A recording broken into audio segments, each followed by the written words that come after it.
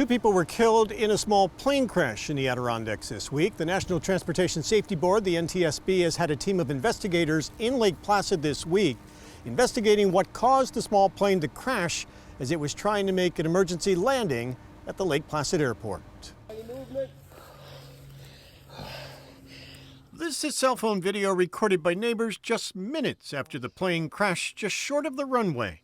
Other family members desperately tried to help the pilot and passenger who were trapped in the wreckage. The crash happened last Sunday afternoon. The two men who died in the crash have been identified as former NFL player Russ Francis from Hampton, New Hampshire, and Air Force veteran Richard McSpadden from Frederick, Maryland. NTSB investigator Todd Gunther told reporters this week that the two men were out flying on a photo shoot with a second plane that was planning to take pictures of the Cessna 177 aircraft they were flying. Now, what we know so far is that the flight itself was actually a flight of two aircraft. And what was occurring was that they were doing a photo mission, photo flight, photographing the Cessna 177 RG for a magazine article. The photo aircraft took off before the accident aircraft took off. The accident aircraft took off behind it and was in about 1,000 feet of the photo airplane when the engine apparently lost power. The pilot, or pilots in this case, turned back towards the runway and landed in the opposite direction from which they had taken off, or were attempting to land in the opposite direction from which they had taken off, and they ended up striking the berm that's off the end of the runway, and then the aircraft fell about 30 feet into a ravine. Neighbors who lived nearby saw the plane in its final moments, trying to get back to the airport. And I actually heard the plane from behind, and I thought it was a little too loud, or that it sounded kind of funny, I'm not sure.